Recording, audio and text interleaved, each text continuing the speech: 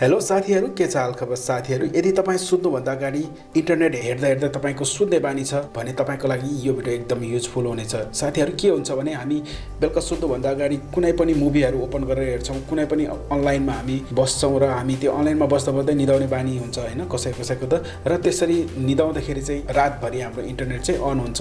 त्यसकारणले हाम्रो internet data चाहिँ बिहान उठ्दाखेरि सबै खत्तम भइसक्यो हुन्छ। यसको लागि चाहिँ अब एउटा टाइमिङ सेट गर्न सक्नुहुन्छ। यो ट्रिकको बारेमा तपाईलाई कुरा गर्नेछौं।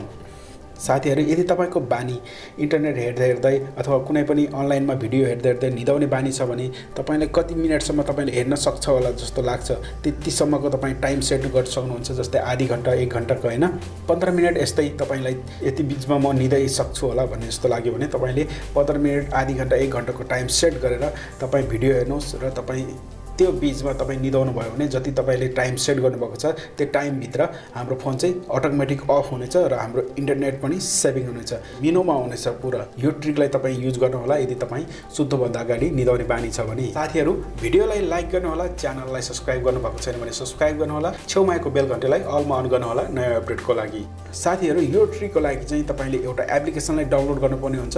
मैले डिस्क्रिप्सनमा लिंक दिएको छ, त्यहाँबाट तपाईले डाउनलोड गर्नु होला अथवा तपाईले प्ले स्टोरबाट पनि यो एप्लिकेसनलाई डाउनलोड गर्न सक्नुहुन्छ। यो एप्लिकेसनको नाम रहेको छ स्लिप टाइमर। म अब यो एप्लिकेसनलाई ओपन गर्छु। यदि तपाईले डाउनलोड गर्नुभयो भने यसलाई कुनै पनि पर्मिसन दिनु पर्दैन, जस्ट एउटा पर्मिसन दिनुपर्छ त्यति मात्रै हो, अरु कुनै पनि सेटिङ गर्नु पर्दैन। जस्तै यो चाहिँ यो तपाईले यहाँ टाइमरको रिङ देख्दै हुनुहुन्छ, यसमा चाहिँ तपाईले टाइम सेट गर्न सक्नुहुन्छ।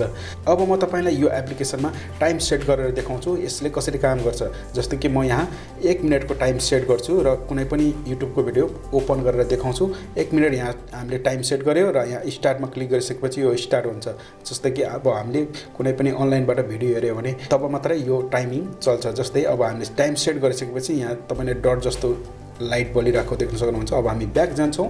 ब्याक गइसकेपछि अब कुनै पनि युट्युबको भिडियो ओपन गरेर हेर्छौँ हामी। जस्तै यसले म तल राख्छु। अब कुनै पनि युट्युबको भिडियोलाई ओपन गर्छौँ। एकछिन मेरो नेट स्लो छ त्यसकारणले यहाँ जस्तै कि मेरो च्यानलको भिडियो म तपाईलाई प्ले गरेर देखाउँछु।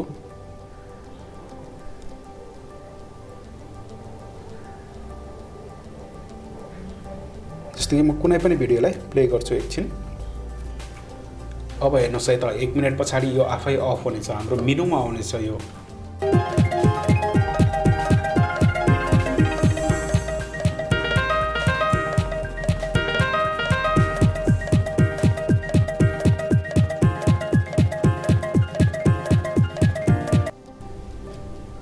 बुम, तपाईले देख्नुभयो नि हैन, यो अटोमेटिक यसरी यो एप्लिकेसनले काम गर्नेछ।